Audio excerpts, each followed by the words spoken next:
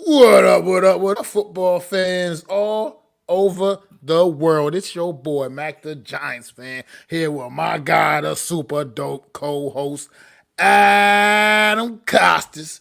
You all know what time it is. It's time for the real deal. NFC East Round-Up. Punch that intro.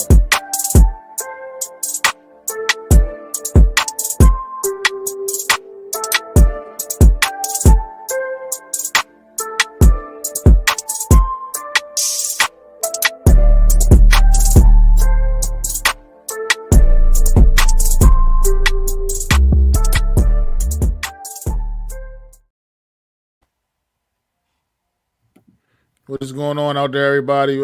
Thanks for tuning in to another edition of the Real Deal NFC East Roundup. I am Mac the Giants fan here with my guy, the super dope co-host Adam Costas. How you feeling today out there, Adam?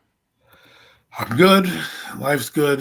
Time to talk about our the football that's going on. I can't believe we're already at week 9. It is flying by. Yeah, man. It's First of all, let me say what's up to Daniel Barry, sportsman. Appreciate you popping in, man, as you always do, man. Appreciate the support, appreciate the love, my brother. Thanks for popping in. But yeah, it's just been a tough year, man, to be a New York Giant fan. It's been a tough year to be a lot of teams fans, to be honest, in this football season, the way things have been going. This season is so bizarre. I mean, New York Giants now sitting at 2-7. And you know what the worst part about being 2-7 is that there's so much other bad football teams in the league this season that even our 2-7 would still only be good enough for about right about now the seventh or eighth draft pick or something like that, from what I I'm think we moved up. understanding. And that's we might have moved up some. We moved up some finally. Okay, good. Well, either still, we haven't moved up near. We still haven't moved up enough for my liking. We need to get up to the front of the line at this point. This football team is an absolute joke. What is going on? No Mets, no Nets, no Jets. Thanks for popping in. Appreciate you always, my brother, man. Oh But man, it's yeah, my this, team. this team, man, continuously finding ways to lose. The Washington Commanders. We're gonna get right to it. Going right into the Washington Giants game, 1 o'clock this past Sunday. Washington completing the season sweep of the New York Giants, man. First place against last place. First place wins, and first place got the job done, man. I just this team is this New York Giant team has been trying my patience. Kenneth Perkins, man, appreciate you popping in. Thanks, man, for stopping by, bro. But this team is trying my patience. Tuesday, you know, we'll get into the game in a bit. But Tuesday we had the trade deadline. A lot of things has a lot of things going on, man. God, teams making moves, teams, positioning themselves. What did the New York Giants do all day on Tuesday, man? Not a goddamn thing is what the New York Giants did. Got people calling you up, legit interest in Aziz Ojolari. I'm hearing there was some interest in Darius Slayton. Like, what are we doing at this point, man? We are a terrible football team. I get that these guys right now have been, somewhat productive players adding something to the roster for what it's worth, but are they part of the long term solution? Because it doesn't appear that they're part of the long term solution. I mean, at least unless y'all know, unless I'm just completely mistaken. And and why are we going to potentially lose these guys and get absolutely nothing for them if they walk away in the offseason and free agency? What have we learned nothing from the errors of our ways? I mean, Xavier McKinney, Saquon Barkley. I mean, like, have we learned Julian Love, for example, a few guys, have we learned nothing from the error of our ways, man? If they're not part of the future plan and you pretty much know that they're not, then why not get what you can get for them? I mean, maybe guys were lowballing you a little, teams were lowballing you a bit. But honestly, at the end of the day, something is better than nothing, in my opinion. And it's like I don't get why what we're hanging on to guys for as if we have some kind of chance to turn this disgusting season around. We already have 7 losses. We already have 7 losses. There ain't no turning around this season. It's over. It is over. So, like, what are we really doing? Doing to try to make this to make our situation better? I just don't. I'm at this point. I don't even know what to think anymore, man. I don't know, Adam. If you got some words, comments about this, or if you want to just talk about the game, what you Well, got, bro? we'll do both. We can talk about the game and we'll talk about this trade deadline. But since we're on the trade deadline, my thoughts are with you. What are we doing? You should have offered these guys an extension. Do we not forget that Darius Slayton was basically given a pay cut this year? And basically, you slapped him in the face. He tried to hold out, quote unquote, because he wanted more money and an extension, and you didn't want to give it to him. You decided to change his money to give him incentive-based contract, which he might not hit because he's injured. I don't know if he practiced today, but he may or may not hit those plateaus. Okay, so now you don't want to give him that money. Then what's going to happen? I'll tell you what might happen. They're going to want to go test the market. They're not going to say, "Hey, let me get your offer." They're going to say, "Let me see who's out there." Let me see what's out there. Now, Slayton might be a good guy because that's just who he is, and he might come back if you up the number. But what if a team comes out and blows him away, and you only want to pay him a 1-year deal? Plus, you also draft capital of Jalen Hyatt. What does that say about your draft capital? If a guy you were supposed to replace him with can't even get on the field, yet now you're going to put more money into that position. That's why. And then Azeez Ojulari. Listen, man, I've been a fan of Azeez Ojulari for a long time. As a matter of fact, I called out one year that he would have a breakout campaign in year 2 because I loved the pick of this guy. I absolutely thought he oozed talent. He was going to be one of our mighty, mighty pass rushers for years to come. Hasn't quite lived up to it due to the injuries. However, he is a menace to society when he's out there on that field. I say he's better than Kayvon Thibodeau, but that's just me. When healthy, I think he's better than him. What does that mean, though? If he finishes the year healthy, right now I think he has, 5, maybe 6 sacks on the year? I don't. Let me get the full number for you. Something like 5, I believe 5. I think it's 5 because nobody got a sack, and I think that's Yes. So 5. he has 6 sacks, right? I mean 5 sacks. Excuse me. So, actually he has 6. He has 6 on the year. So 6 right now, right? Guys get paid for 6 sacks. We still have 8 games to go, right? 8 games left in the year. You don't think he might pick up a sack or 2? So now we're talking about he's probably going to land in between the 8 to 12 sack range. Okay, 8 to 12 sack range. You know what guys like that on the market get paid? They get paid. Okay, Bryce Huff just got paid. All right, he had 1 10-sack season, and then they're going to pay him, right?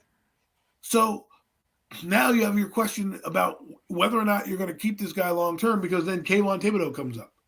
Because now Kayvon Thibodeau, who is going to be in his year, he doesn't have any leverage right now because he's not playing right now. So he's not getting stats to stack that number up. Is he going to be worth it? Because he's going to hold that at one point. He might have a breakout year. What are you going to do? If you let this guy walk, he's going to go to another team and ball the fuck out. Because he's that good. I think he's better than Bryce Huff. And Bryce Huff got $50 million from the Eagles. And this guy has been a sack artist every time he's come in. I mean, the sack ratio is ridiculous with this guy. Every time he plays, he gets a sack, but then he gets injured with hamstrings and all this stuff. And that's what has been his issue. This has been his breakout campaign. And again, what do they tell you? Don't pay people off their breakout campaign. Well, guess what? He has 6 sacks, people, with 8 games to go. And there's plenty of quarterbacks out there, i.e. this week, where he can get a sack or 2. And that number goes up. And that number is going to keep going up the more sacks that he gets. So the question you have to ask yourself. Let's remind you real quick, Adam, real quick. Let me remind you that he's got 6 sacks, and for the first month of the season, he was nothing more than just a rotational piece on the defense. Right. So let that sink in as well. So now that he's getting more playing time, and that will obviously decrease as Kayvon Thibodeau comes in, but that doesn't mean he won't be a specialist and wreak havoc.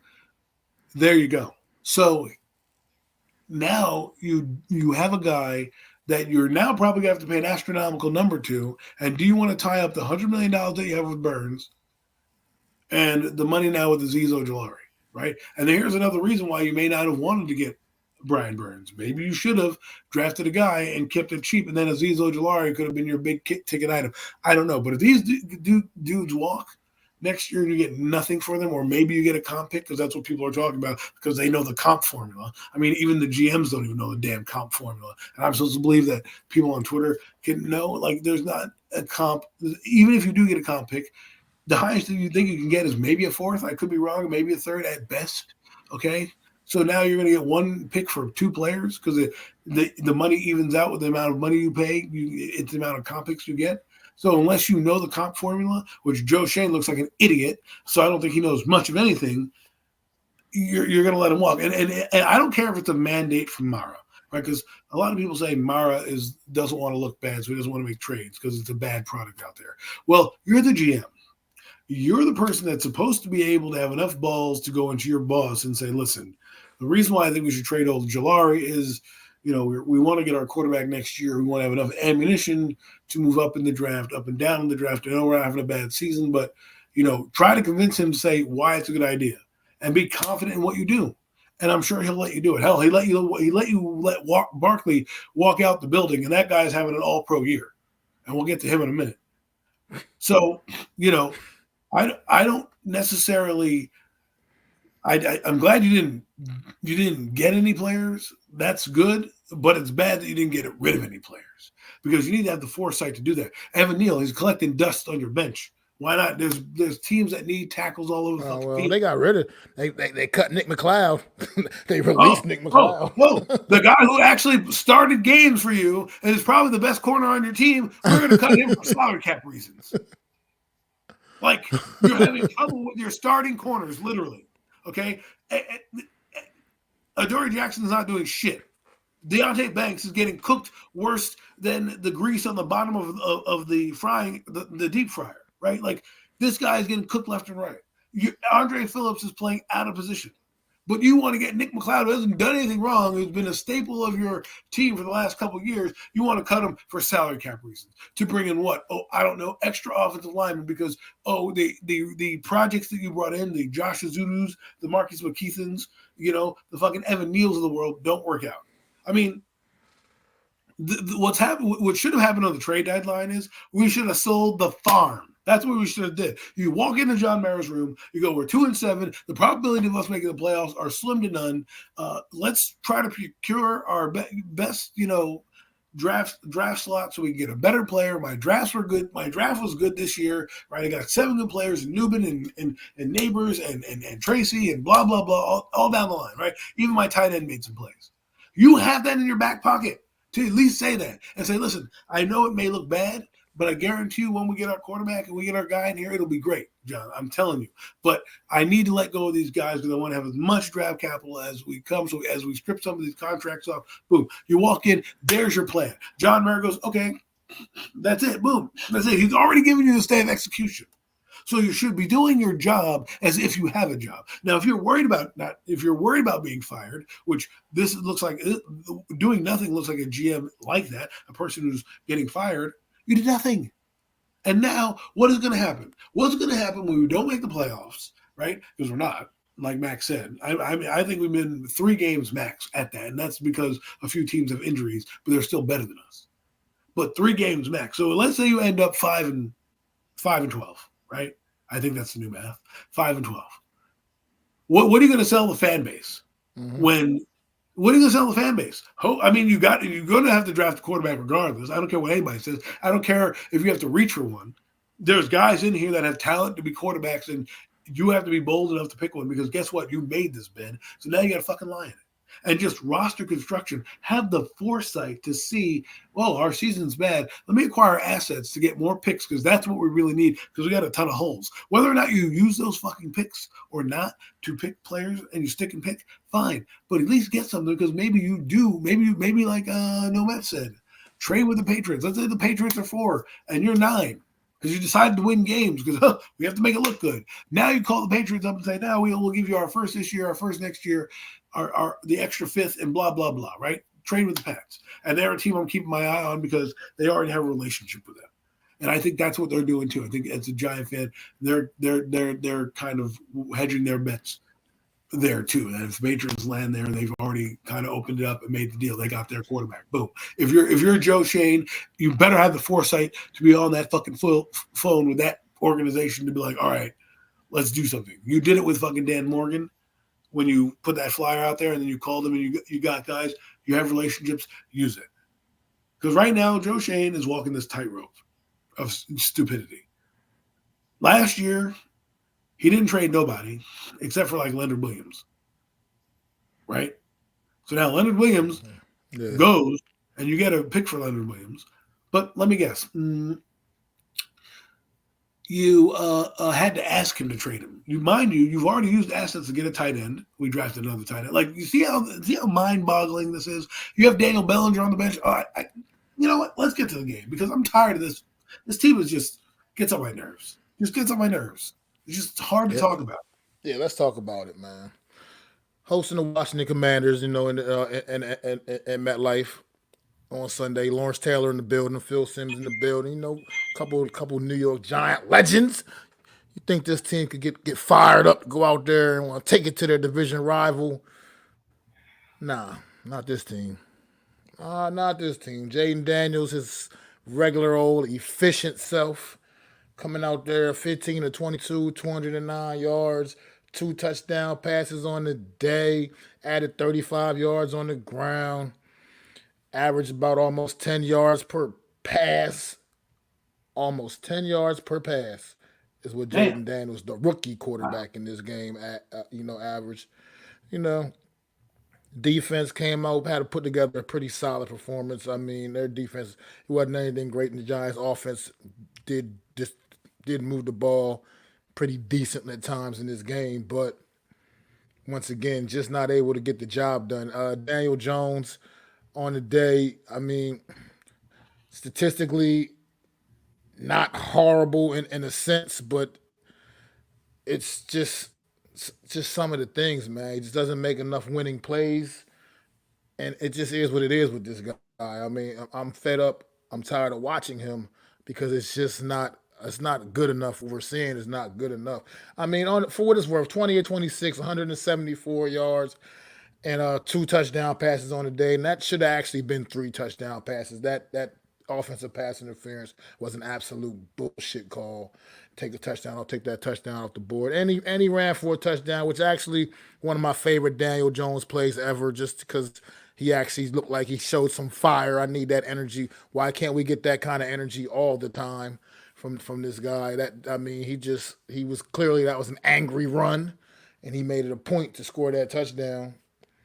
But at the end of the day, it's just not enough with this guy, man. Like I said, it's still the fact that part of the reasons Washington got on the board in the first place with their first score was because, once again, Daniel Jones with another bonehead fumble situation. It's like, dude, you're a 6-year veteran. At what point do you stop making these stupid ass mistakes over and over again, man?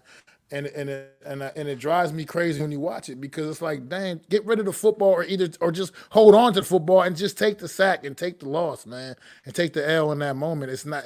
It was early in the game. It's not the end of the world. And you cough that ball up like that and pretty much set Washington right up in money position. That just got the ball rolling for that football team. This Giant team, once again, I mean, they ran the ball very well overall, 164 yards on the ground, a complete effort. I mean, got it from everybody. Tyrone Tracy, Daniel Jones, Singletary. I mean, Darius Slayton even had a nice run at one point in this game. But here's something that bothers me, and I talked about it on my Aftermath stream after the game on Sunday, and it's these numbers from Malik Neighbors that really, really, really bother me, because you tell me Malik Neighbors had 9 catches on the day, I'm thinking like, oh yeah, way to go, great day for the young guy. But then you look further into the stat line, and it's like 9 catches for 59 yards. That's not what the fuck you drafted. That's not what you drafted Malik Neighbors for. It's not what you drafted Malik Neighbors for, man. You didn't draft him for 9 catches for 59 yards. That's just ridiculous to me, that a guy as explosive as he is only getting 6 yards per catch. Like, that's That's just absolutely just ridiculous. Everything. I mean, Theo Johnson with the drops. I mean, yeah, he caught the big touchdown late in the game, but those drop passes, man, he's got to clean that up. That young man's got to definitely clean that up. And there's all these passes behind the line of scrimmage. Look, I blame him for it because at this end of the day, when you're a veteran player, man, you gotta navigate around these things, man. I know what pretty much came in clean release free and all that shit. But at the end of the day, you got to still be a vet and you got to still navigate that situation, man, better. You can't just cough the football up in those situations, man. What's going on, Wells? You just can't. And if with him, it happens way too often, and I can't give him a free pass for that. I can't. I just can't do it because there's veteran quarterbacks that are smart enough to just know, okay, this play ain't it. Just get down, live to play another day. Keep your offense on the field. Can't. I mean, I get what you're saying, but it's crazy to me. It's crazy to me. I just I can't continue to keep watching this with this guy, and I can't. If he was a first or second year player, then I'd be all with you, man. I'd be like, yeah, this poor kid. You know what I mean? I'd feel sorry for him. I'd feel bad for him. He's a 6 year guy, man. At some point, you gotta figure things out. He knows his situation. It's not like he's going into this game. He knows Andrew Thomas ain't out there for to covering his blind side. He understands these things. These things are things he knows going into the game. They say this is not some secret to him. This is not something that just happened all of a sudden. It's look when you look at the other side of the other side. You got the Washington Commanders. Yes, this team did. You know, they did some things in the offseason, in addition to adding to Jaden Daniels. But that was the one big thing as far as personnel wise goes. That was the real big move personnel wise that they made was getting Jaden Daniels. And look what this team is sitting right now, 7-2. It's their Washington's best start since 1996. At 7-2 right now. And what did they? I mean, the man. I mean, yeah, they added a few other pieces. I mean, Zach Ertz has been clutch for him at tight end, looking kind of coming back to form a little bit, looking like his old self at times.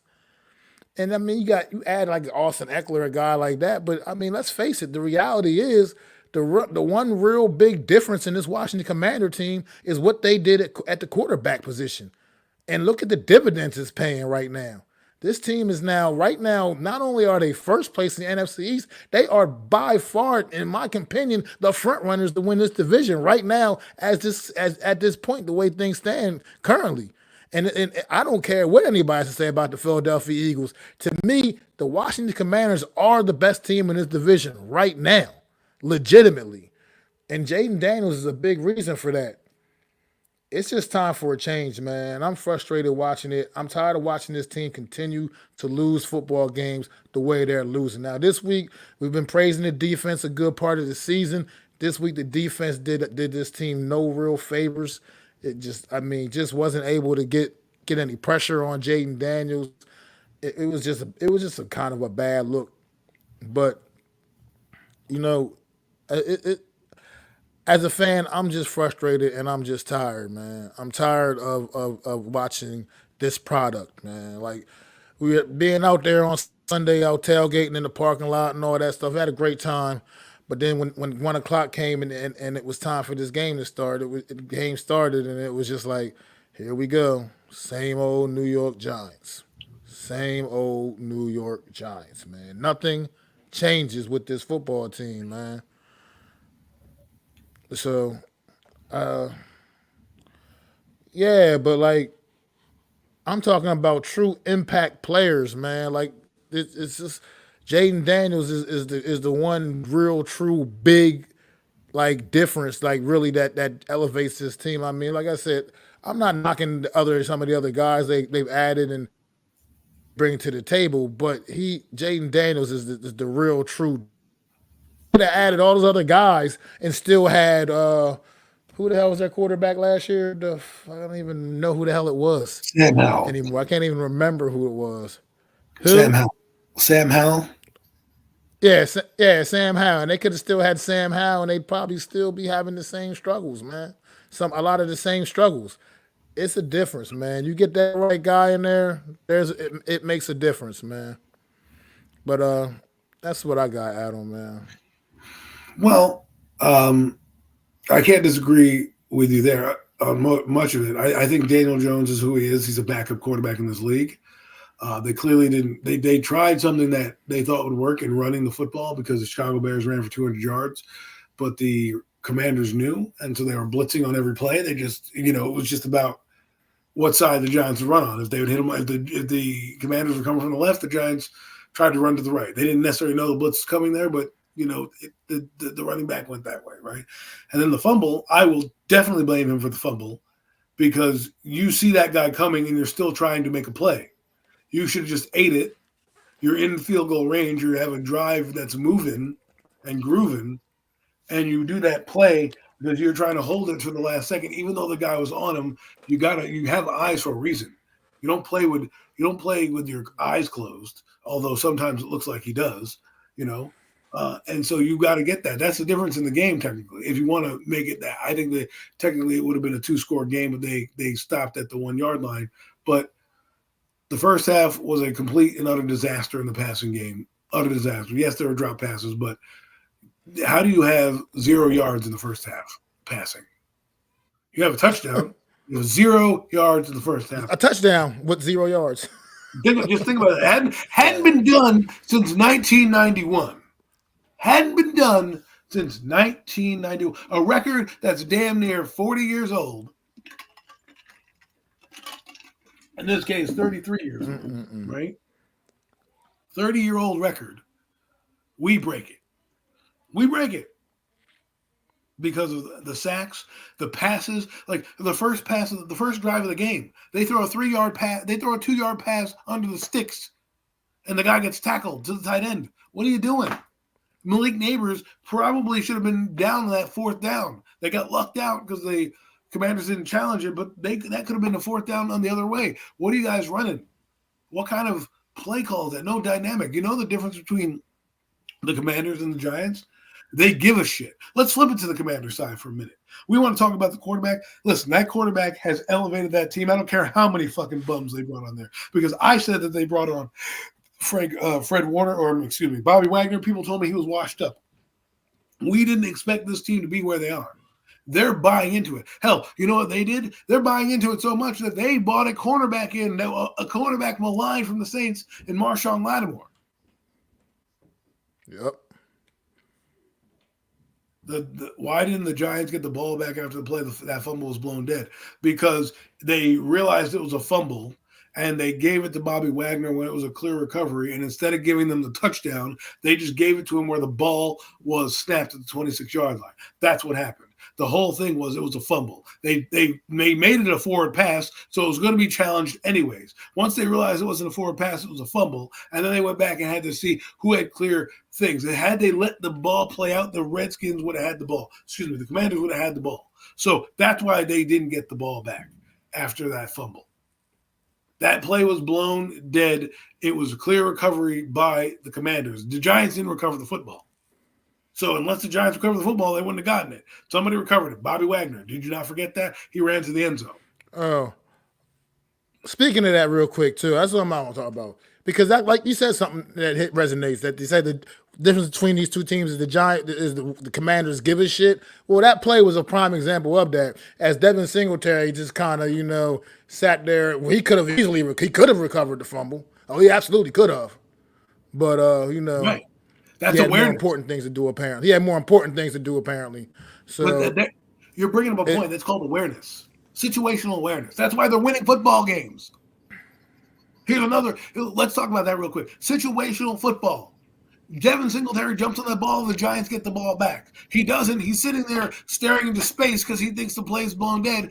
You fight for the ball. That's why the Redskins got it, because they were taught to play through the whistle. So they played through the whistle. And guess what? Bobby Wagner knew it was a fumble, picked it up because he had the wherewithal and understanding, and he's coached well to know the down and distance and the circumstance. Now, on the other side of the football, There's 11 seconds to go in the game. You give them the ball. They're going for a Hail Mary. You get a 3rd and 20. They throw a dump pass to the receiver. You miss a tackle. He gets 20 yards. Then instead of sitting there and fucking just waiting and kicking the field goal, they attacked your fucking shitty corner and scored a touchdown. So now a game that was 7-14 could have been 7-17 is now 21-7 going into halftime. Oh, by the way, they're getting the ball. That's called awareness. You make that fucking tackle. Be aware of what you're doing. They knew that they were giving up on the play. And then they realized that they had a shot to do it. So, you know what they did? They called a shot play. They threw it to their best receiver in the corner of the end zone, and they scored a touchdown. They were being aggressive. That's what they were doing. It's called awareness. Our coaches are bad because plays like that win you football games. Little details, diving on a football. You take that, they dive on that football. Maybe the Giants score. Maybe the game is a 3-point game instead of a 5-point game at that point because they had a chance to kick a field goal. And oh, by the way, why are you going for 2, Brian Dable? Why are you going for 2? You are down a touchdown. You don't need to go for 2. What do you think you're doing? You're trying to win. It's not the Kansas City Chiefs you're playing, where if you're Baker Mayfield, and we'll talk about that on Premium Takes, maybe you go 2 for 2 there because you have Patrick Mahomes on the other end. No, you play to win. You play this game. You don't go for 2. Okay, it's not like you had your kicker was hurt. Greg Joseph was available. You fucking use your kicker. Maybe you were worried about the snap, and if you had come out and say that, it would have made more sense. If you had come out and said, "Well, we're not we were worried about the snap and everything, new holder and all that stuff," I could have bought that. But then you go for 2 again after that because you're chasing points. And now, because instead of just, and mind you, you're chasing 2 points. So had you kicked 2 field goals, what's that math? What's 2 field goals equal? Matt, do you know? What extra points count as? 1 point each, right? They're 2 points. 1 point each. Those are 2. That would be 2. So if you were to kick the point, if you were to kick the field goal at the end of the game, how much would they be? 1, right? Yep. Absolutely. So think about that, right? And the Giants went for 2 twice, which technically means they should have had 4 points, but they didn't. So they lost, and all they were trying to do was get to the field goal, so they have to score a touchdown at the end of the game. Well, if you had kicked the field goal each time, you're down by 3 instead of 5, and you're playing it a little differently instead. But you also know what happens. So now that's another thing. So to get back to defense again, defense was terrible. I said something to Mac before the show started. The Commanders punted once the entire game. They played the Giants 2 times. And Mac brought up to my attention that in 2 games, the Commanders have punted once. Once. Think about that. 1 time. And then to end the game, you put the onus on the defense to get a stop. And it's 3rd and whatever it is, and boom, what do? They go down the field, get a first down. What do they do again? Up 3rd, they go down the field, and they're at the 1 yard line, game over. And whenever they needed to play, they made a play because we couldn't stop them. The guy was clean all year. Oh, by the way, they ran on us. They threw on us. Okay? Austin Eckler had a renaissance. You had the Rodriguez running all over us. Okay? Terry McLaurin. I want to say, whoever Chris Rodriguez is, he was tearing us up. Yeah, big run. I mean, it was just, like I said, Terry McLaurin had 2 catches. They wanted. 2 catches for touchdowns. He's exposing our Deontay Banks. He's exposing him in the media right now, telling you how to beat this guy. This team is in bad shape. Now, luckily for them, they get to go to Germany, and I mean, I don't know how I feel. I mean, we'll get into the game in a little bit, but to be honest with you, man, you said it best at the beginning. You don't know how to play to win. And let's be honest, in the second half of the game, Daniel looked great second half of the game. Okay, he had that angry run. Okay, the game was out of reach. They were up by 2 scores, and they were sitting back and kicking field goals, and just kicking field goals because that's what they needed to do. I said they would score 3 field goals. They scored 2. They could have scored another touchdown at the end of the game and made it a 2-score game and really blew us out. So it wasn't even a contest. And I think it's because of the game plan was shitty. You didn't pass the ball once really in the first half or define the – because think about this. And I want to paint – and this will be my last point. Close your eyes. Sit back. I'm going to take you on a journey. If this were Eli Manning, we would have won this game. If this were Eli Manning, he would have put the team on his back. He would have had – yeah, sure, Daniel had 2 touchdowns and a rushing touchdown. fucking Eli would have had 4. He would have 4 touchdowns. The game would have been a laugher, and we wouldn't get swept by the Commanders. We wouldn't be 0-4 in the division because he would know how to read a fucking defense. They would trust him. They don't trust the quarterback. That's why they did it. Even though the run was gashing them, they weren't getting a lot of big runs. It wasn't like they were breaking off 20-yard gains here, right? They were methodically running the football, trying to ease it because they don't trust the goddamn quarterback. And you saw why on the first fucking drive. So that's why they shut him down. And then the second half, they had no other choice but to pass because you can't really run. Because another thing I will say, and I thought I was landing the plane, but it went back up for a minute, the third quarter. What a horribly managed third quarter. You basically wasted the entire quarter to then score a touchdown in the fourth quarter and then shorten the game for yourself. No clock management, awareness, or urgency. I'm done. Yeah, and I am as well. We will move on. Still in the 1 o'clock window on Sunday, the Cowboys traveled to Atlanta, taking on them Atlanta Falcons, the first place Atlanta Falcons in the NFC South Division, man. And the Cowboys lost a lot more than just a football game here, unfortunately. Dak Prescott being placed on IR, could not finish the game and is now being placed on IR with the hammy. What's your take on this one, Adam? My take is the Cowboys are floundering, and this is why it sucks to be. You said something best, right? You said it's a wacky year. Well, you know what the freaking worst part about having a wacky year is when your team is shitty and can't capitalize on that wacky year. Okay, 2022 was that year for us. This year, it's wacky again. You know, the big teams are still the big teams, but some of these middle-of-the-road teams are losing, and you have a chance to win. And what are we doing? We're floundering. Yeah. Floundering.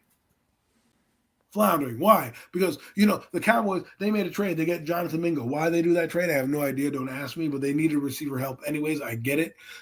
He's going to be out there. He's a talent. He's coming from the Panthers. All right, look what the Panthers are doing. They're not trying to win games. They're getting rid of players. The Giants don't want to do that. But the Cowboys, who have struggled with injuries, they've had a bad season. No real excuses. They should be better than what they are. They've had a terrible year.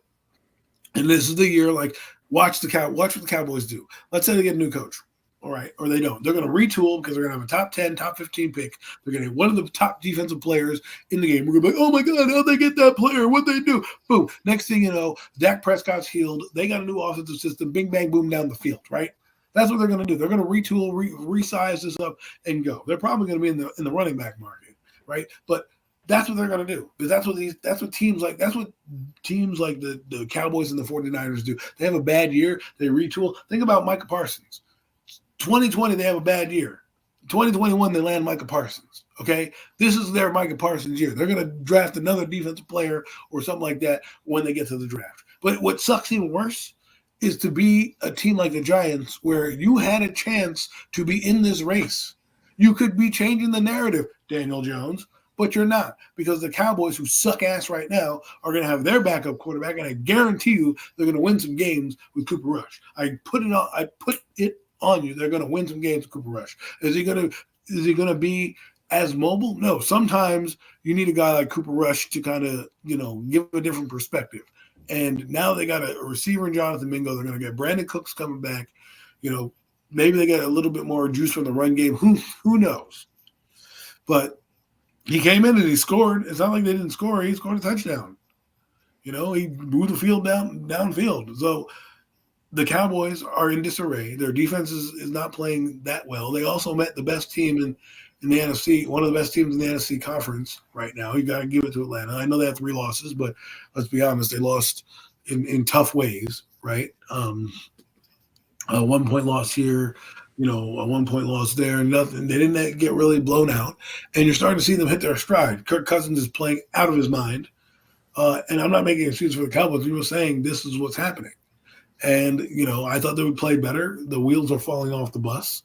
But, again, they're the Cowboys. They're a team that's going to try to scrape and claw their way. Mike McCarthy is going to have them, still playing and trying to finish their season on a high note. And if they win a game or two, guess what? They're back in the playoff race. So, they they lost, and this has been the count. I'm surprised they didn't get blown out. I thought they would have gotten blown out by Atlanta. They did not. They kind of hung with them. I mean, the score is not really that indicative of the game, but at the same time, they weren't like blown out, like motorboated, like, or excuse me, what do I say, a boat race like they were with the Saints. So I don't know. Take that with a grain of salt. I mean, the Cowboy fans that I talk to know the season's over. They're kind of conceding it already. They just want to be better than the Giants at the end of the day, and we'll see what happens. Big game this week, and we'll see how they respond. Yeah, I mean, like I said, it's a tough one. This Dallas Cowboy team has just been one of the stories, big stories this season. Obviously, I mean, this team always comes in with big aspirations, and they definitely had them this year as well. I mean, like we constantly keep reminding people, we thought this was a definite a two-team race in this division between the Eagles and Cowboys, and that's not what we're getting this year. Obviously, as we see how it's playing out right now, the Eagles are and the Commanders are the ones going toe to toe, trying to try to squeak out this division. Whereas the Cowboys, like you said, they're floundering down there, kind of hanging out down there with the New York Giants. Only a game better right now than the New York Giants, and that's not where the Cowboys were expecting to be at this point in the season.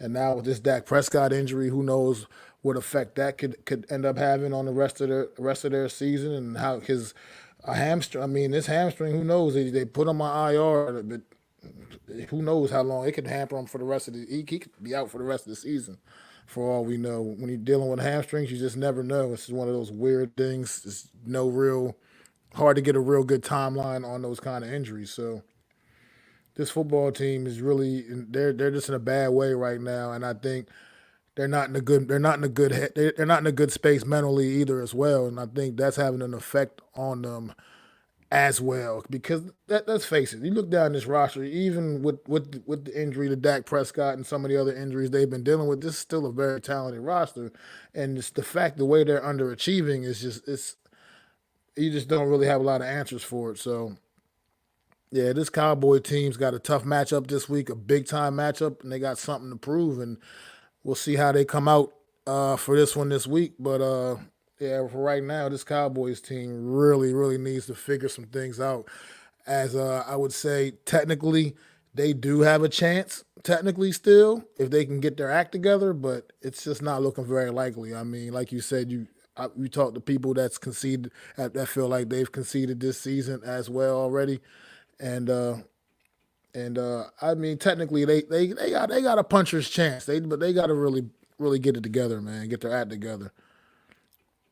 So we'll definitely keep an eye on the Cowboys going forward, man. But right now, they've got some soul searching to do because they are one of the biggest underachieving teams right now in this season thus far, which is flying by. Can you believe it's already week 10? It seems crazy that it's already week 10. But let's get to that 4 o'clock window, man. The Philadelphia Eagles hosting the Jacksonville Jaguars on Sunday afternoon, man. And once again, man, looking like the Saquon Barkley show in Philly, man. Been really tired of watching him put up all these amazing He highlights just broke the internet. in that Kelly Green, man. But that hurdle, that backwards hurdle, forget about it, man. You ain't you ain't never that he's getting nominated for ESPY for that for sure. Cause that shit was just crazy, man. I've never seen anything like that in a game. Yeah, you don't even see that shit on video games. Like that's just some out of world stuff right there, man. But Saquon Barkley with another huge day, 27 carries, 159 yards, and a rushing touchdown. He also had a receiving touchdown as he had 3 catches for 40 yards as well. Jalen Hurts, 18 of 24, very efficient performance, 230 yards and 2 touchdown passes. And Devontae Smith, who also had a spectacular catch in this game, touchdown. I think was it a touchdown. But yeah, this offense is really hitting its stride big time.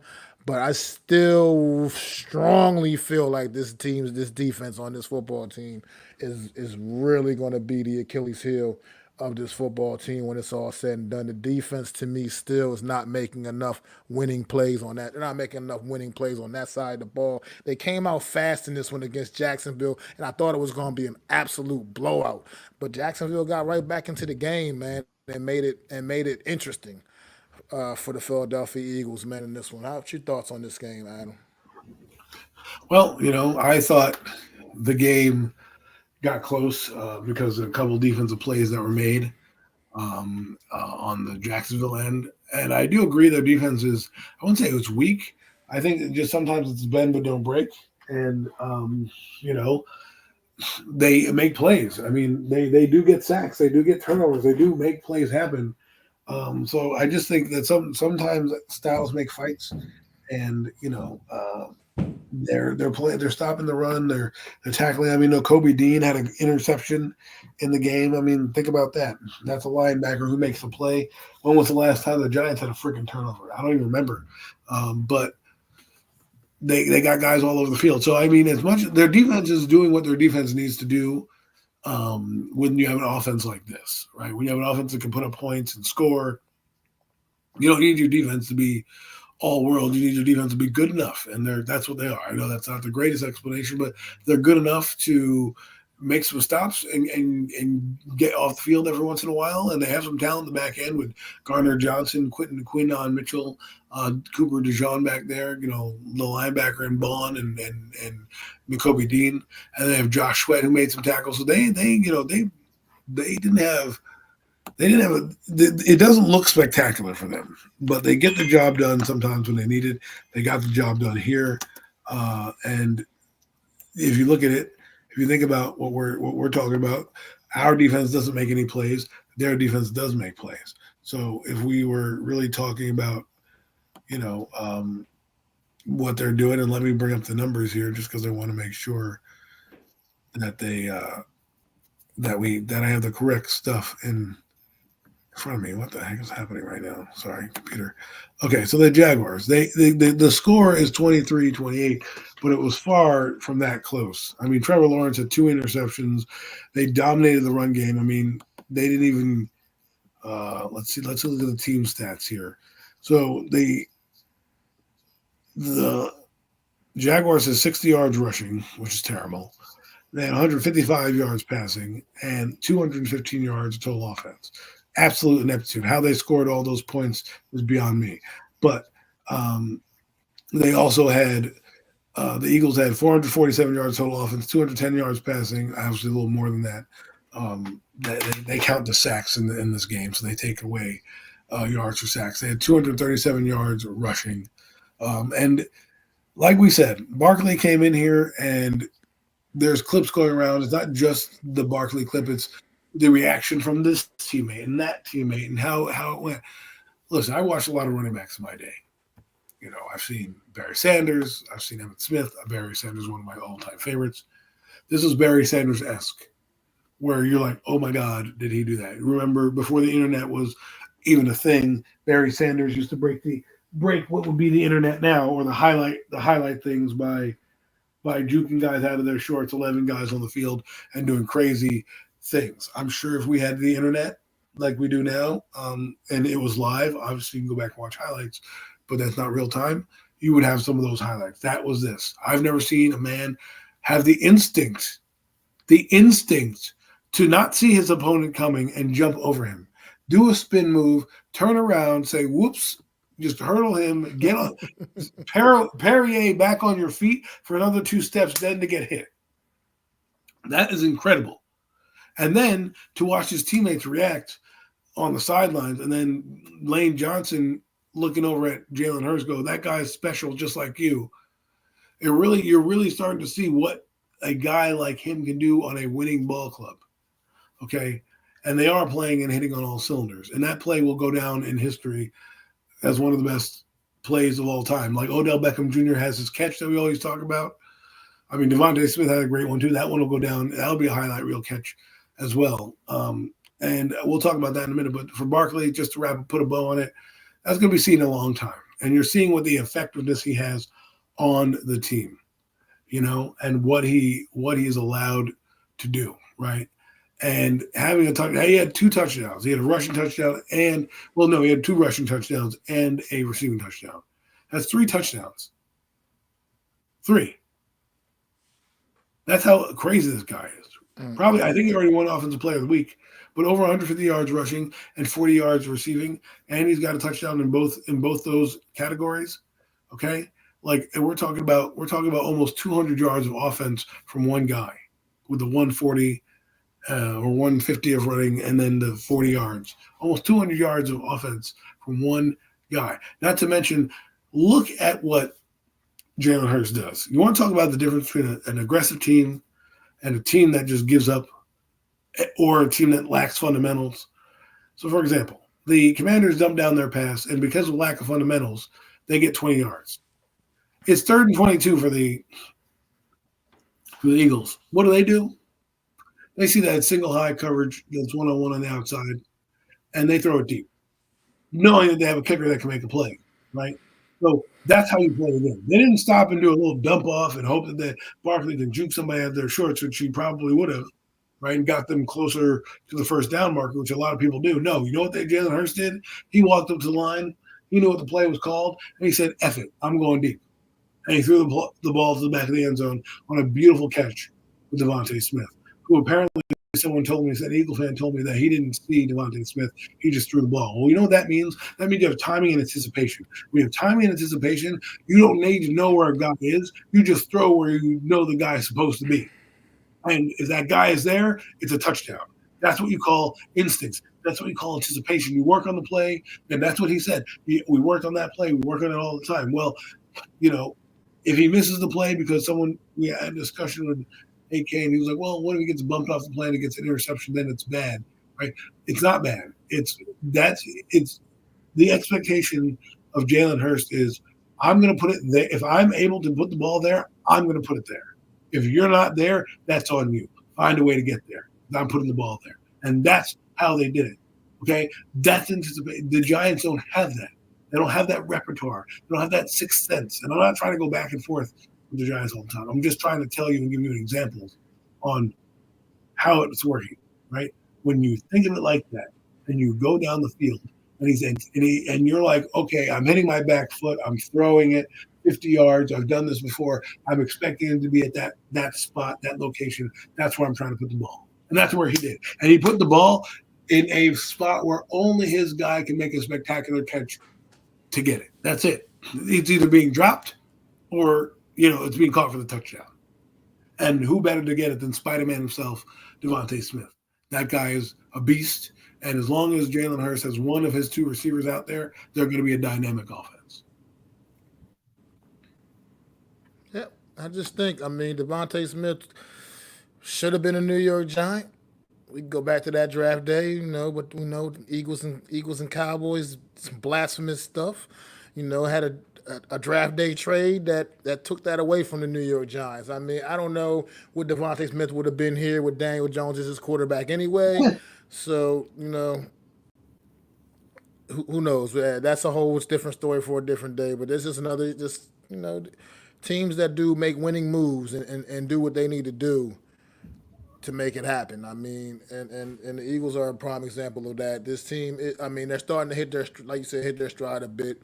I just wish they can get some things straightened out a little bit on the defensive side of the football, because I think that's still what's been hurting them a bit in these football games. This game to me should have been a blowout. I think they should have blew the doors off of Jacksonville, and like I said, they made it interesting. They allowed Jacksonville to get back in this and make it interesting. Now, like you said, when it was time late in the game and they needed to clamp down and hang on and get the W, they successfully accomplished that as well. But that's against a 2-7 Jacksonville football team. So when you start you playing the better football teams and things and such, they haven't even had a matchup with the Washington Commanders yet this season. I can't believe I'm sitting here right now and I'm waiting and anticipating for the Philadelphia Eagles Washington Commanders matchups. You know what I mean? Like this is what it's all about in football, man. And right now this Eagle team, like I said, offensively they're a juggernaut. And they're getting scarier and scarier each week offensively. But they're going to have to still clean some things up defensively, I think, to match up with some of the better teams, not league wide and as well as in the NFC conference. I mean, we look at teams like the Detroit Lions and the Atlanta Falcons that we're talking about. Hell, even the Bucks, who are still playing good football as well. And that's another look at the Buccaneers right now. They are out. They have neither one of their top two receivers, and they just went toe to toe with the Kansas City Chiefs on Monday Night Football without either one of their top guys. There's no excuses for teams like that. They just go out there and they still handle their business. And grant they still came up a little bit short, but they fought tooth and nail. And it took overtime for the Chiefs to to knock them out on Monday night. It's just as Giant fans, it's the things that just hurt me as a Giant fan when I watch what the Giants have been doing and what they're putting out there, what kind of product that they're putting out on the field, man. And let's go ahead right on into that. 9:30 a.m. Sunday morning, we'll be tuned in for whatever reason. I'm going to wake up early on Sunday morning and put myself through this what's probably going to be an absolutely disgusting game on Sunday morning in Germany. The New York Giants playing the Carolina Panthers. I'm sure everybody wants to see that one. I mean, goodness gracious. For the first time this season, the New York Giants are the favorites. A touchdown favorite at that in this game. Really that. I mean, granted, they're playing against the Carolina Panthers who are sporting the same 2-7 record as them. Adam, what you got in this one, man? Well, it's funny because only like I saw a like expert prediction on Twitter, and like one guy picked the Panthers, and I was talking to a friend, and he's like, "Well, the Panthers did win a game, and they are coming in with some momentum." I'm like, "Well, they have nobody, right? If the Giants lose to this team, which they probably shouldn't, right? I shouldn't guarantee a win, but they shouldn't lose to this team. If they lose to this team, we got bigger problems on our hands. Now they could because they're 2-7. You are where your record is. They played the Saints pretty tough, right? They have a solid run game with Hubbard, the back. He's a solid runner. We don't run. We do not stop the run for what it's worth. If Andy Dalton is starting, because I think they're kind of being a little coy with who they're starting.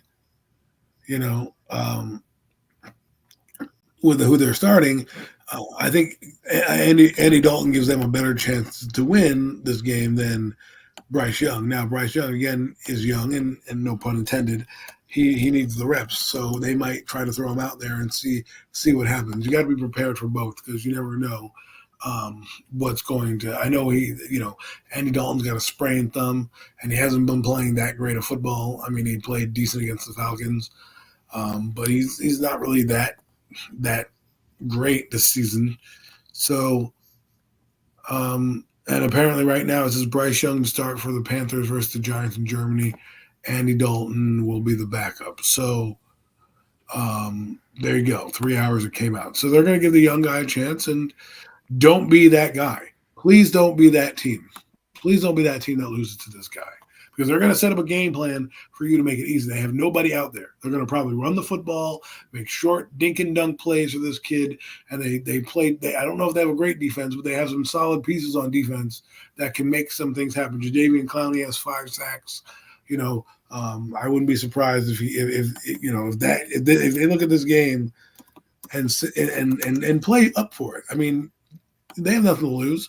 What do they care? They win the game. They're probably still in the top 10 and getting a quarterback anyways. They lose the game, they're in prime position. Now, do I think that if they know that they're going to tank, they probably will start to pull people out of the game. But he doesn't have 5 sacks. Sorry. Jadeveon Clowney has 1 sack. Sorry. But, they're not a great team, but they won a game. They somehow, by hook or by crook, they've won 2 games, right? So the Giants aren't that much better than them. I don't care what anybody says, but I do believe the Giants should win this game. And if they can't beat the Panthers, Brian Daboll should not return home on that flight. He should be given his, keep his passport, keep all there, say, hey, stay a week with the family. You're fired. Okay. You're out of here. And that's what I would do. And then I would let Andy, I would then bench Daniel Jones. He's going to be 2-8, losing to the Panthers. At that point, you just put in fucking Drew Lock, and away you go. But knowing the Giants, Daniel Jones will have his game. He'll have his 225 yards. He'll have a couple touchdowns. And everyone will be like, oh, see, he's back. And then we're going to get railroaded 2 weeks later by Tampa Bay. So that's what should happen. I mean, yeah. Look, for what it's worth, I can see the Giants. I think the Giants are going to win this football game for a couple of different reasons. Because I think this is a team that they genuinely are better than. I think they're better than the Carolina Panthers. And I do believe that They better wholeheartedly. be. I think this is the kind of game. This is the kind of game that like you just said, Daniel Jones will go out there. He may have 2 or 3 touchdown passes in this game.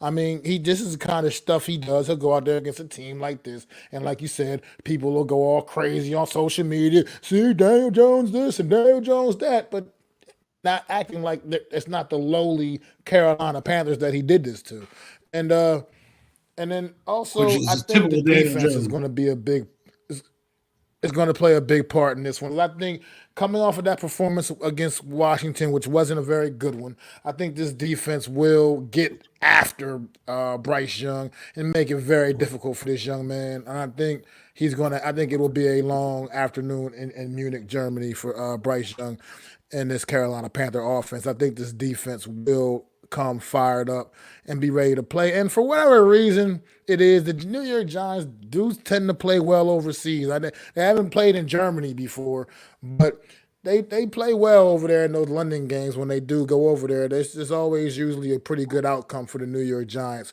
when they cross that pond. So New York Giants will take this one. I think honestly, I could see this potentially. I could see them potentially blowing the doors off of the Carolina Panthers. I really can. Crazy to say the Giants blowing the doors off of anybody, but I just they do things like that, and I think we're going to get a little bit of the same this week in the 9:30 in that game over in Germany against this Carolina. I think the defense comes up with a couple of turnovers. I think get a few about 5 or 6 sacks on Bryce Young. I think it could be seriously one of those type of performances, man.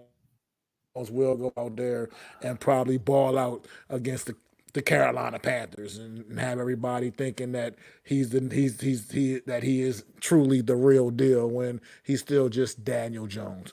But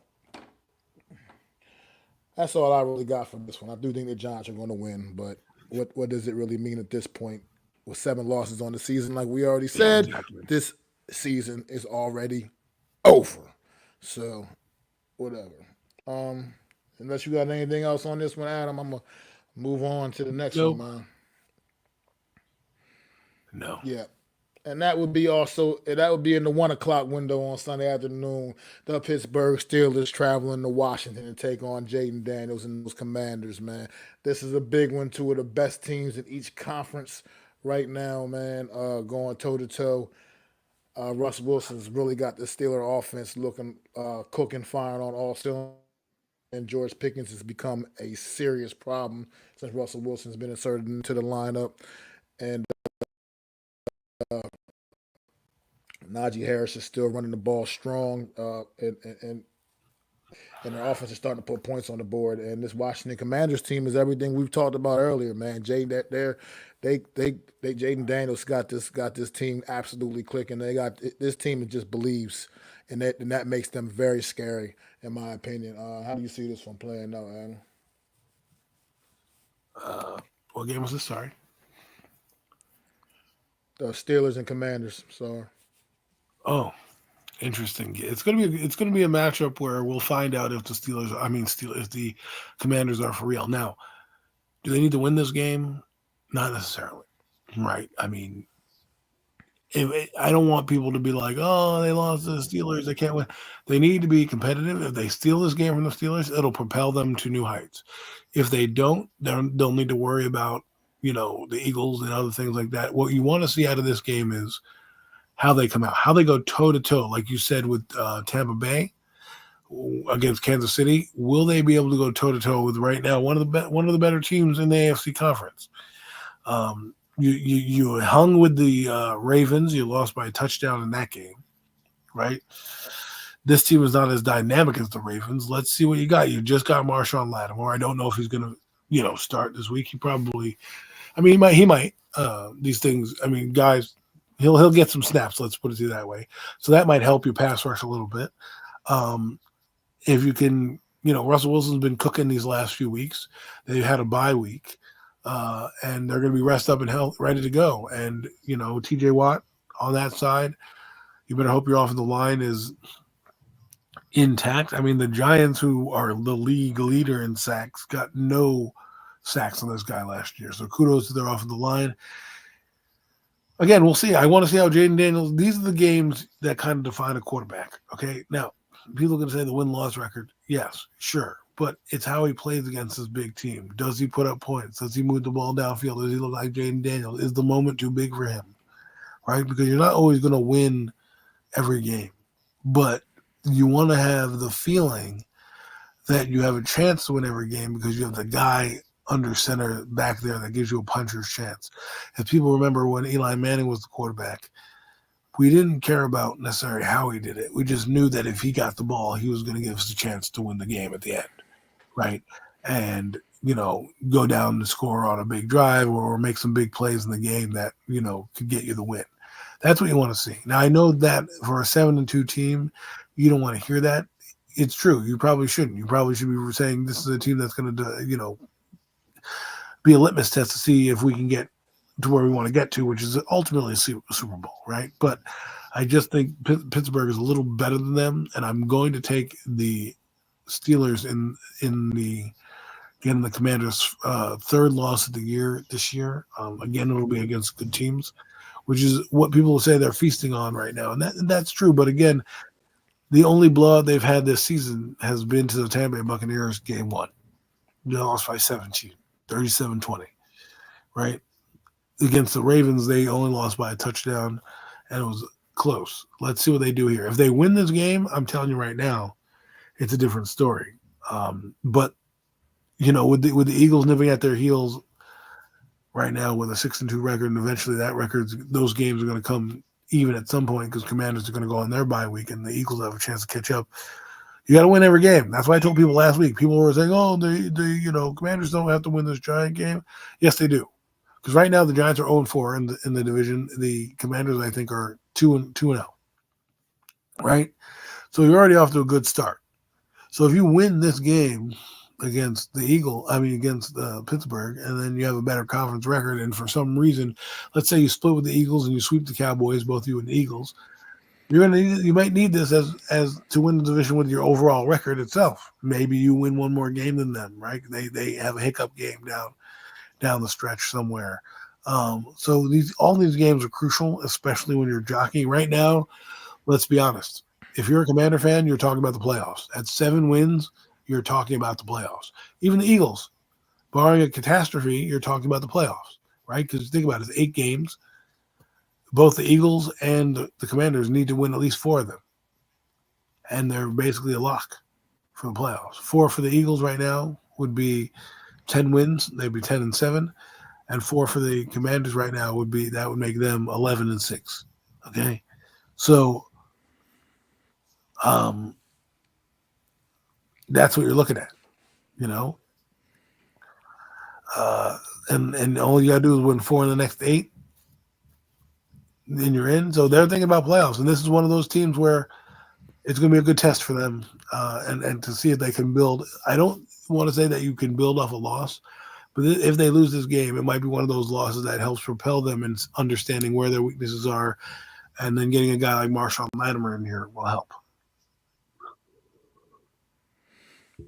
I mean, well, I do agree with that in the sense of the last thing you just said about a potential, if the type of game where they did lose, it could be a type that could propel them a bit. But I don't think they're gonna lose, man. They're at home. I mean, I understand how good the Steelers are coming out the AFC, a slightly better conference. I mean, than the NFC right now, but overall, this Washington Commanders team, it's like I said, it's just a belief in this football that this team seems to have. That and it's a confidence that this team has. I believe they're a bit more dynamic offensively than the Steelers are. Steelers offense has definitely picked up since Russell Wilson's been inserted into the starting lineup. But I just think this Washington Commander offense is a little more dynamic. I think the connection between Jaden Daniels and Terry McLaurin is becoming a very special one. And another thing about something you said earlier in when you were speaking about is at the moment to make sure the moment's not too big. I just don't Jaden Daniels. I mean, you can look right now. Here's we are 10 weeks into this season now, and you can probably hand the amount of times Jaden Daniels has generally looked like a rookie out there playing the quarterback position for this Washington Commanders football team. He is the bona fide leader of this team already. 10 weeks into his NFL career, he is the guy, the leader of that team. Not just the leader of that team. And I mean, and that shit's just real, man. I don't know how to explain it, but it's real. And it's a real thing, and you're watching it with this Washington Commanders team week in and week out. They go out there and they find ways to get it done, and they're gritty, and like I said, I hate the fact because they're an NFC East rival team, so it sucks from that aspect. But as a football fan, it's just really, really fun to watch. And I love watching this football team this season just based off of the way things are going, man. And that's not me, the Giants fan, like the Giants fan that I am speaking. That's just the football fan that I am speaking. This team, man, is something really special about them, man. And I like what they're doing. Dan Quinn has gone in there and he has done a phenomenal job, man. And he seemed to have make all the right. He hired all the right guys. Got Cliff Kingsbury in there. Got this offense, like I said, absolutely clicking. I mean, the run game, very consistent, strong run game. Brian Robinson, who was a late minute scratch on Sunday, pretty much, and no problem. Everybody else steps up. Austin Eckler, that Rodriguez kid or whatever his name was. It just doesn't matter. This team is special, something real about this team, and I think on Sunday and another probably close one, I would assume against the Pittsburgh Steelers. But I think they get it done, man. I just really believe in what's going on down there in the nation's capital, man. But that's what I got. And there's one more game remaining on the docket for this week in the NFC East. And that would be the Philadelphia Eagles traveling down to Dallas to take on the Dallas Cowboys down in Jerry's World. And Dallas Cowboys a 7-point underdog at home. That just that sound right. But based off of what we've seen this season between these two football teams, it's pretty much spot on, man. The Dallas Cowboys have not played very well pretty much at all this season, at any point this season. And they could even have another loss on that record. Like I said, the New York Giants gift wrapped that game to them on Thursday night some weeks back. So this, I don't, like I said, this team is crazy right now. They really can't seem to find their way. What's your thoughts on this one, Adam? This big time division, this what normally would have been a big time divisional matchup between the Eagles and Cowboys. It's it's not odd so much because now. But what do you? it's odd because we picked this team to be fighting for 1 and 2, and they're not. I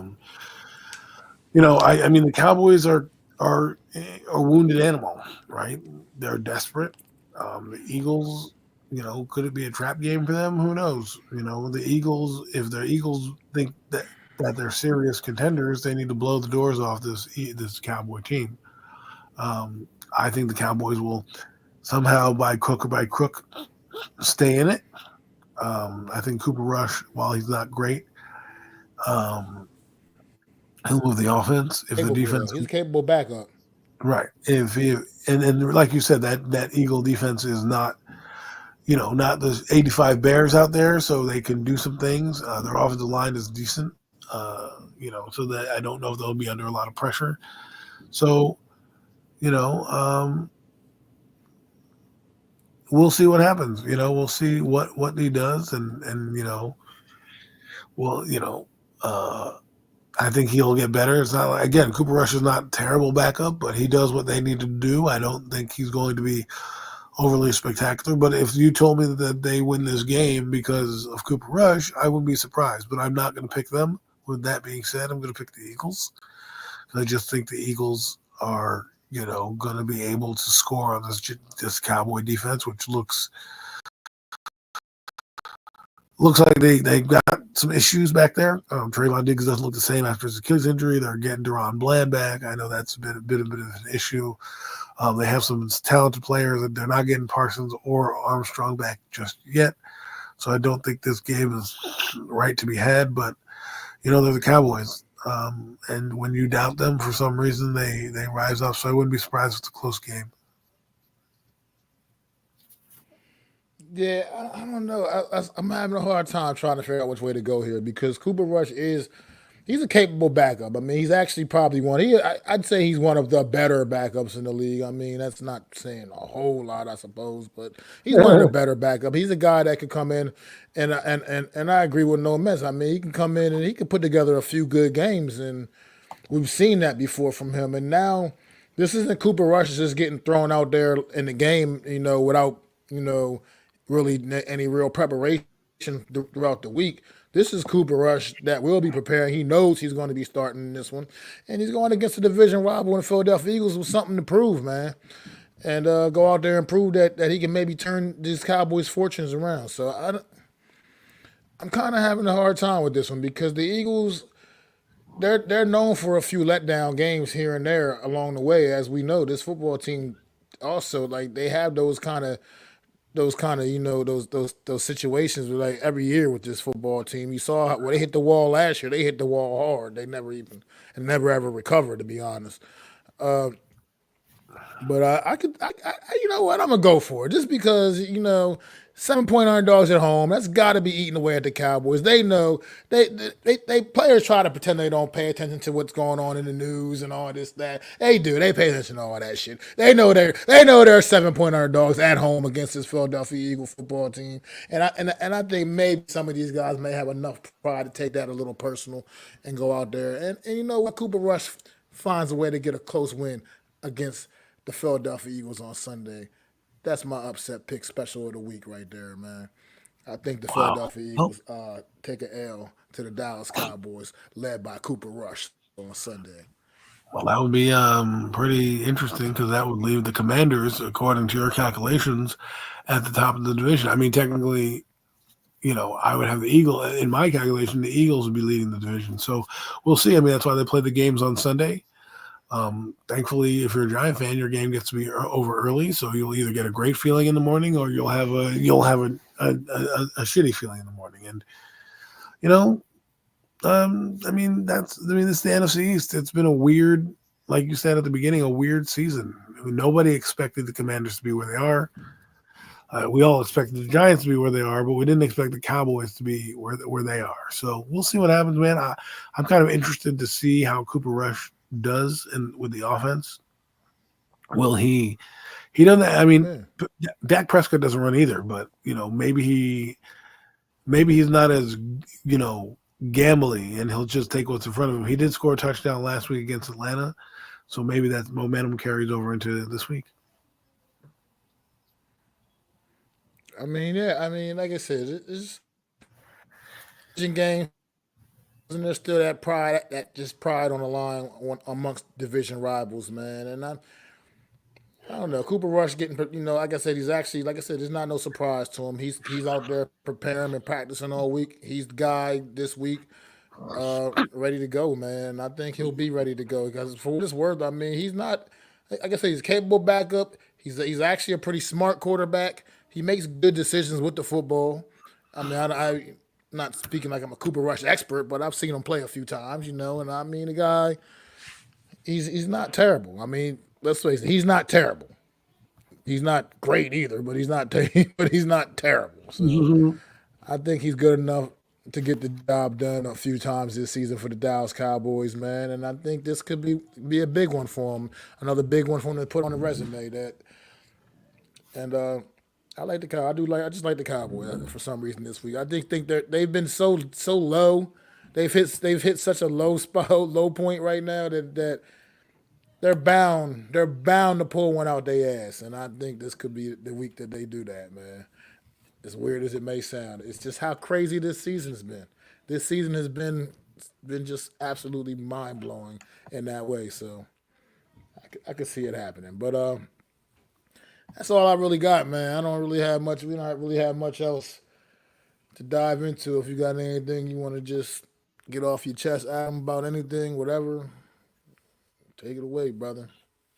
I just wanted to say, no matter what happens with this Panther game, doesn't change the fact that you need to move on at the end of the year with the Giants in this quarterback in this situation. Don't let fools go. Like, let him play. If Daniel Jones wants to have a good game, good. Then when he goes to a team next year and battles for the starting job, great. But this team, like Max said, the season is over. They're not. This game and maybe the Saint game is another game that you might think is a winnable game. But other than that, not many other games are going to be winnable. I don't feel. I've looked. I mean, the Colts game, they're going to be a tough team to beat. They went toe-to-toe with the Vikings a couple weeks ago. Atlanta is going to be tough, as you saw. And they're not going to need the game against the Giants as they're trying to get their march for what they're doing. Tampa Bay, I know they're beat up, but they scored 24 points. And against the Giants, who are reeling right now, they can score a lot. So, and then the Cowboys, who, we play the Cowboys as well, sprinkled in there, and the Eagles again. I can see the Cowboys beating us on Thanksgiving in their building. It's going to be a tough one. So we'll see what happens. And if you're a Giant fan, you should want the Giants to be as crappy as possible so they can get their record up. There's no need to try to win moral victories. We did that last year. Look where it got us. We're right now, moral. Look at what the Commanders did. Did they have moral victories? No. They had shitty victories, and they got Jaden Daniels. And now they could, if on Sunday, if they win in the next 2 weeks, they're going to have doubled their win total for the season. Okay? With the expectation of this team was 7 wins. This is what their ceiling was 7 wins. They're blown through that ceiling right now. They've blown through that ceiling. They already have that. Exactly. They have that. Wow. We said at best we think this team will be 7 wins at best. They'll win 7 games. Got some of that. They're on pace to win what?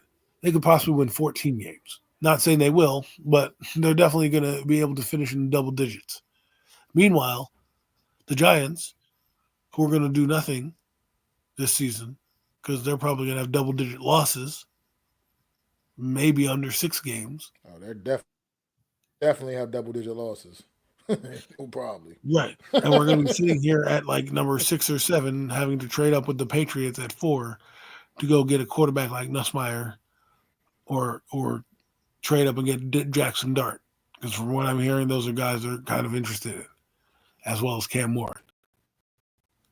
And there's still a lot of football left to be played. A lot of things are going to happen.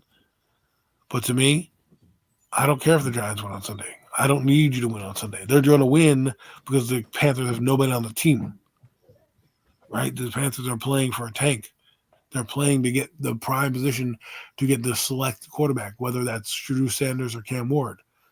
I think they're going to go with Shedeur Sanders, to be honest with you. I think that he's just as good, and he will play right into Carolina and build that franchise right up, right? And then that leaves Cam Ward for whomever is left, the Raiders, things like that. But if the Patriots end up number 2, and I'm Joe Shane, I'm calling them up.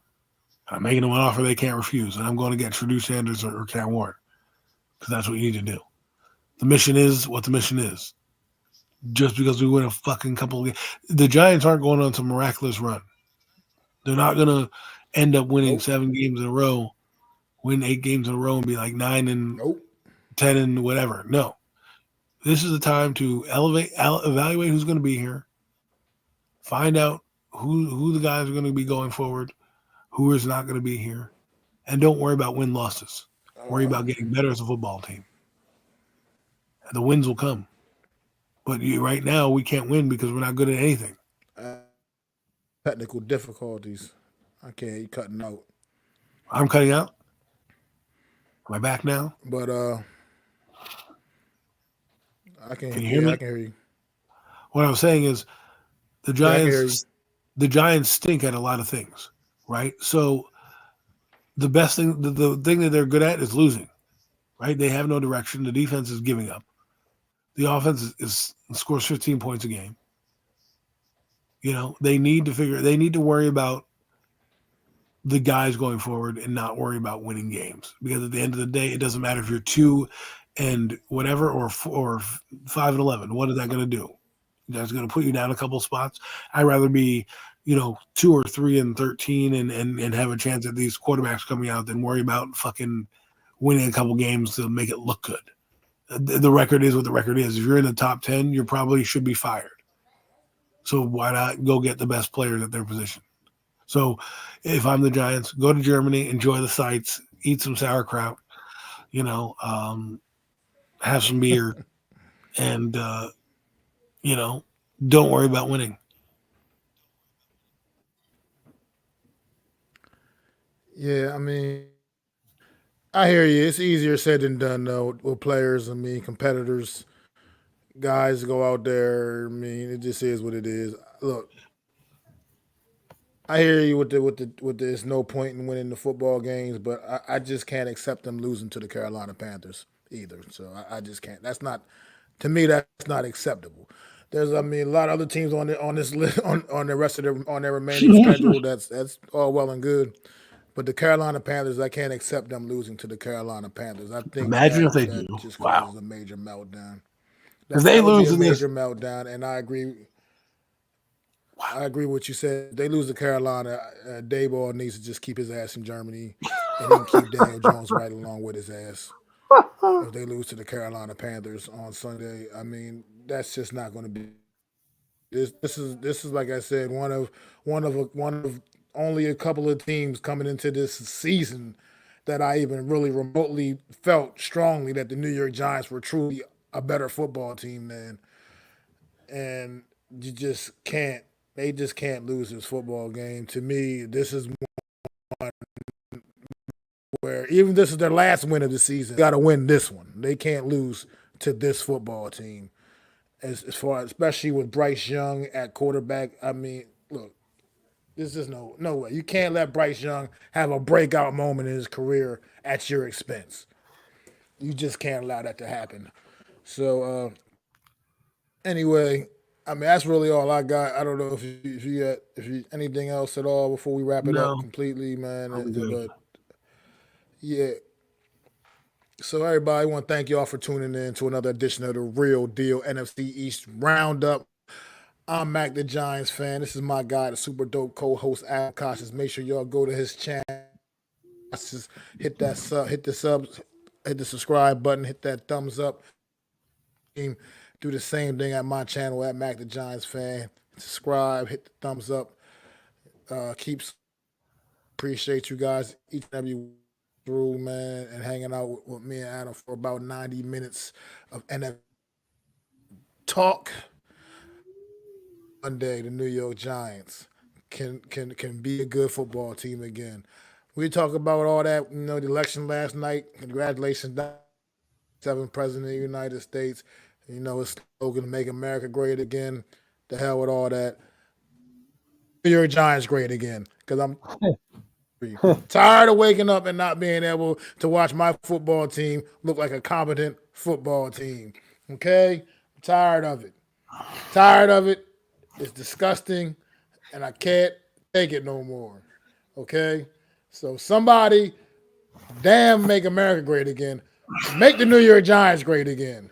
Okay? Somebody make the New York Giants great again. But anyway, I am Mac the Giants fan. That's Adam Costas. We'll see y'all again next Wednesday at 5:30 p.m. Eastern Standard time. And you can most definitely check myself and Adam out along with our guy Zion Zenith tomorrow, 6 o'clock p.m. Eastern, for another edition of the Premium Takes Podcast. See y'all next week. Hey! I'd like to thank you all for listening. If you was feeling this, please take time to subscribe and smack them likes. Feel free to drop a comment and let me know what you think. Don't forget to ring that bell so you know when I'm dropping new content. It's your boy, MacDaGiantsFan. You can find me on Twitter, YouTube, and Facebook at MacDaGiantsFan. That's MacDa Giants Fan.